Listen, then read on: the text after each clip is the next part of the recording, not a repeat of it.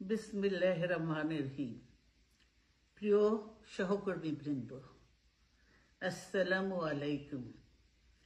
আজ দীর্ঘ 6 বৎসর পর আপনারা আবার একসাথে ফ্যাসিস্ট মুক্ত বাংলাদেশে একত্রিত হতে পেরেছেন। সেই জন্য আল্লাহর কাছে হাজার শুকরিয়া আদায় করছি। দীর্ঘ ফ্যাসিবাদী বিরোধী সংগ্রামে যারা শহীদ হয়েছেন এবং সম্প্রতি জুলাই আগস্টের ফ্যাসিবাদী শাসকদের নির্মম ভয়াবহ দমন নীতির কারণে গণহত্যায় যারা শহীদ হয়েছেন তাদের প্রতি আমি শ্রদ্ধা জানাচ্ছি। যারা আহত হয়েছেন তাদের প্রতি জানাচ্ছি আন্তরিক সমবেদনা। আমি চিকিৎসার কারণে যুক্তরাজ্যে অবস্থান করলেও আমি সব সময় আপনাদের পাশেই আছি। দীর্ঘ 15 বছর গণতন্ত্রের জন্য, আমার মুক্তির জন্য আপনারা যে নিরন্তর সংগ্রাম করেছেন এবং আমাদের অসংখ্য সহকর্মী প্রাণ দিয়েছেন, জুলুম নির্যাতনের শিকার হয়েছেন এবং প্রায় 1.25 লক্ষ মিথ্যা মামলায় জর্জরিত হয়েছে, এখন আদালতের বারান্দায় ন্যায় বিচারের জন্য ঘুরে বেড়াচ্ছেন। আপনাদের এ ত্যাগ শুধু দল নয়, জাতি চিরকাল স্মরণ রাখবে। দেশ আজ এক সংকটময় সময় অতিক্রম করছে।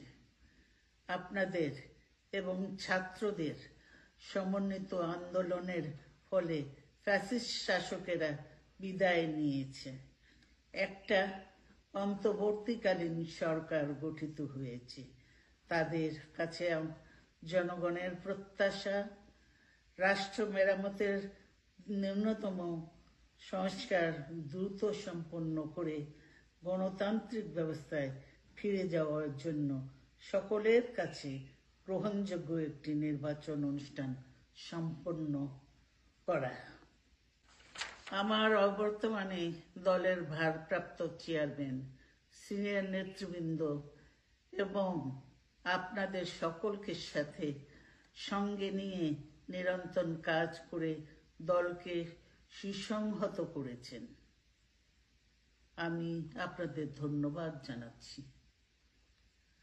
আমি বিশ্বাস করি আপনারা শহীদ প্রেসিডেন্ট জিয়াউর রহমানের আদর্শে আরো উজ্জীবিত হয়ে আগামী নির্বাচনে সাফল্যের জন্য ঐক্যবদ্ধভাবে কাজ করবেন। এমন কোনো কাজ করবেন না যাতে আপনাদের এত দিনকার সংগ্রাম, আত্মত্যাগ বিফলে যায়। আমাদের সব সময় শহীদ প্রেসিডেন্ট জিয়াউর রহমানের সেই উক্তি মনে রাখা দরকার, ব্যক্তির চেয়ে দল বড়, দলের চেয়ে দেশ। বাংলাদেশের সর্বস্তরের মানুষ, বিশেষ করে তরুণ সমাজ আজ এক ইতিবাচক গণতান্ত্রিক পরিবর্তনের জন্য উন্মুখ হয়ে আছে। ক্ষুদ্র ক্ষুদ্র সংকীর্ণতা ভুলে দেশ ও জাতির বৃহত্তর স্বার্থে আমাদের কাজ করতে হবে। এখনো ফ্যাসিস্টদের দোসররা এবং বাংলাদেশের শত্রুরা গণ অভ্যুত্থানের মাধ্যমে প্রাপ্ত অর্জনকে নস্যাৎ করার জন্য গভীর চক্রান্তে লিপ্ত রয়েছে। ইস্পাত কঠিন ঐক্যের মাধ্যমে জনগণকে সঙ্গে নিয়ে এবং চক্রান্তকে ব্যর্থ করে দিতে হবে। গণতান্ত্রিক বাংলাদেশ বিনির্মাণের জন্য আমাদের সকলকে একযোগে কাজ করতে হবে। আসুন আমরা আগামী দিনগুলোতে শহীদ জিয়াউর রহমানের স্বপ্নের আধুনিক, সমৃদ্ধ ও গণতান্ত্রিক বাংলাদেশ বিনির্মাণের জন্য আমাদের সর্বশক্তি নিয়োগ করি এবং এত ত্যাগের বিনিময়ে প্রাপ্ত এই অর্জনকে সুসংগত এবং ঐক্যকে আরো বেগবান করি।